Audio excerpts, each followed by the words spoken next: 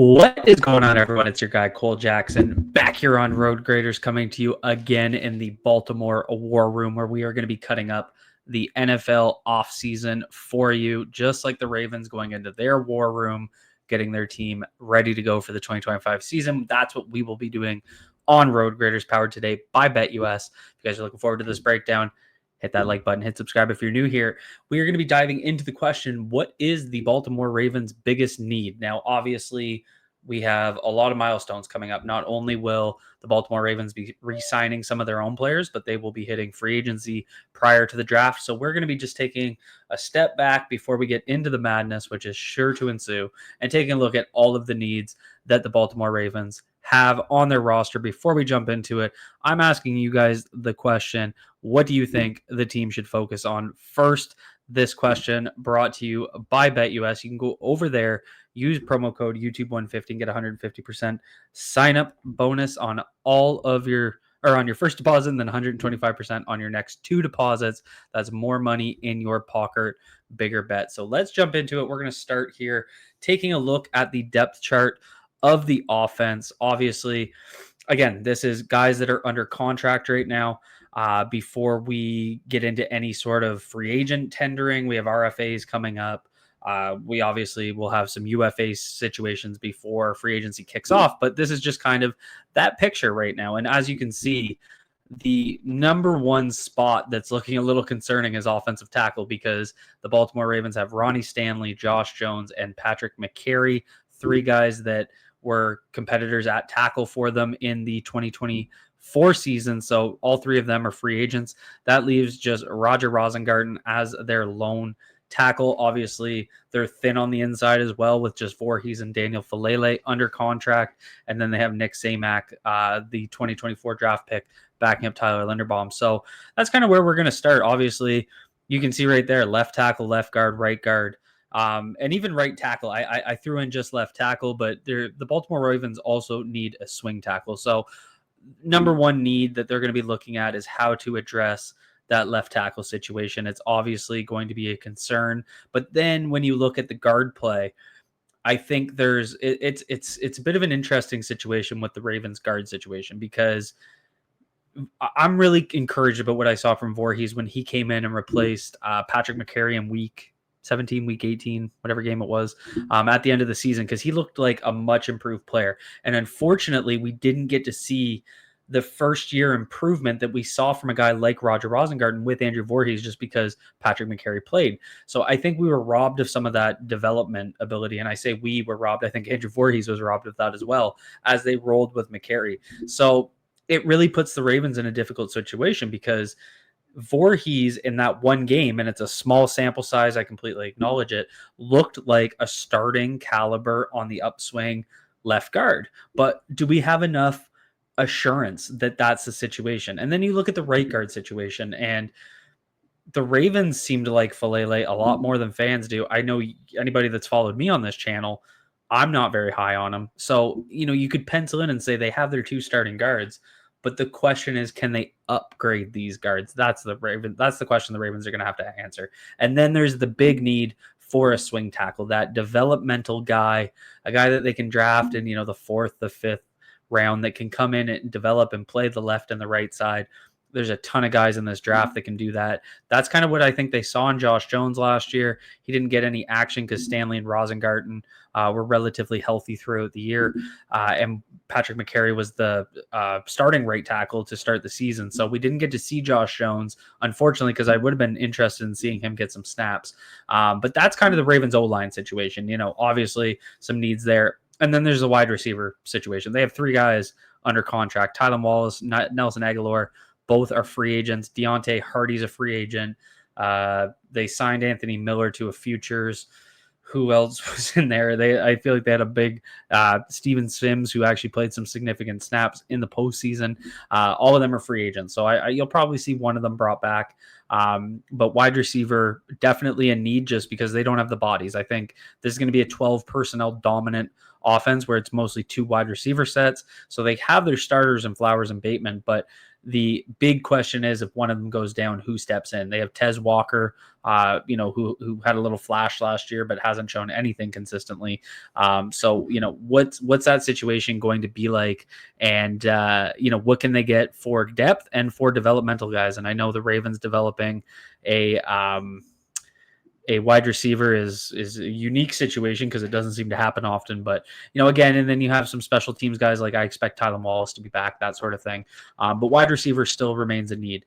And then there's the backup quarterback situation, which obviously Lamar Jackson, unseeded MVP. He's not going anywhere. But, Devin Leary is their only backup quarterback. Josh Johnson is a free agent. I don't think anybody was overly sold on Josh Johnson. So I think quarterback becomes a bit of a need. Now, I didn't highlight running back in this because they have 4 guys under contract. I didn't see anything from Rasheen Ali. If they upgrade on Rasheen Ali, I'm cool with it. But, nothing that I think is overly a huge deal. When we look at the defensive side of the ball, again, I'm going to take a look at the outside linebacker position here first, and it's a lot like the guard position, right? They have Odafe Owe and Kyle Van Noy as their starters. They have Tavius Robinson. Ojabo and Isaac, who knows? Like they haven't really shown anything. I've seen flashes. There's things I like about them, but the Baltimore Ravens need a pass rusher. It's been a need since Suggs left. They haven't been able to find the guy. You've got really good production last year from Owe and Kyle Van Noy in terms of sack production, both double-digit guys, but pass rush win rates, neither of them were in the top 30 in the NFL amongst edge rushers and pass rush win rate. Decent pressure numbers, but again, nothing in like the top 20 of edge rushers. So they don't have that number one despite having good sack production. And that's where sacks can sometimes fool you. You can go into a game and get like Matabike had 9 sacks last year, but 3 of them came in one game. So then 6 came across 16 other games. So sacks can be a little misleading. So I'm taking a look at that spot. But obviously corner and free safety are the initial needs, right? So we have corner and free safety where there's X's. Marlon Humphrey is slated in there in the slot, can play the outside spot, but Brandon Stevens and Trey White, who played snaps opposite Nate Wiggins primarily, they're both free agents. So that kind of outside cornerback spot is going to be an immediate need. Marlon Humphrey can do it. Then you have Millette. You can put Kyle Hamilton in the slot if you need to, but I think we've seen Marlon Humphrey at his best in the slot in recent years. And so getting that other outside corner outside Nate Wiggins would be a very good value add. And then taking a look at Kyle Hamilton, the free safety position, which Ardarius Washington took over, he's an RFA. I expect him to be tendered. I feel like he's going to fill that in. And they'll be looking for probably a depth guy. They'll probably go 5 safeties with Bo Braden, Sanusi Kane as the depth guys. But, that starting free safety spot until Ardarius Washington is tendered. And again, he's an RFA. They'll probably place that second round tender on him. I expect him to be back. But it's going to be a need because there's no starting. Bo Braid's your starting free safety if the season starts tomorrow. And as much as I like Bo Braid, I don't see that as a great, thing going into. So we talked about the rush position. I'll keep it real with you guys. I haven't seen anything from David Ojabo that makes him safe on my team. That's just the reality. I'd put Adisa Isaac up there as well. Obviously, he was only a rookie last year, so he has a little bit more rope. But I guess what I'm saying is with 6 guys on roster, Malik Ham, hasn't really done anything. Same situation. I'm not going to not upgrade that rush position or add a pass rusher that knocks Kyle Van Noy down to like your number 3 rusher, for example, just because of Ojabo or Isaac. They haven't done it for me. I'm not going to hold on to that potential. So I am highlighting it as a need. And I have the 3 tech spot as well because we don't know what's going on with Michael Pierce. I do think he's going to be back as the backup nose tackle. If you're Roland Jones and Pierce as nose tackles, you're in a really good position. You have one of them on the field most of the time, and both of them are going to do that job. But behind Matabike, Brody's more of that run-stopping 2-gap guy, so they need another defensive tackle that, on 3rd and long, they can put 4-man lines out there, and someone can rush beside Matabike that isn't just Travis Jones and get a little bit more production out of it. So a more of an explosive 3 tech, line them up as 2 eyes, line them up as 4 eyes, that sort of thing, and be more creative with your defensive tackles. So I have the outside linebacker and the 3 tech position as needs. And then there's the linebacker situation. Trent Simpson, big disappointment last year. Someone I was really high on. I did a lot of videos on his preseason tape. I thought it looked really solid, but the season rolled around and it just didn't work, right, for whatever reason. So that's a little bit of a letdown as far as that's concerned, but they'll have to fill those positions. They brought in Board, they had Welch in here. I expect Board to be back, to be honest, because I thought he played really well. He's a good leader, good special teamer. Just kind of gives you that veteran insurance. They'll probably bring back another veteran, a guy like Welch, who's going to sign for vet min and not really impact your cap situation. But, linebacker, sneaky need. It's a position that if the BPA situation works itself out well in the third or fourth round, I could definitely see them investing in a linebacker. Just tough with that Trent Simpson pick. I still have a little bit. I have more hope with Simpson than I do with a guy like Ojabo. I'll put it that way.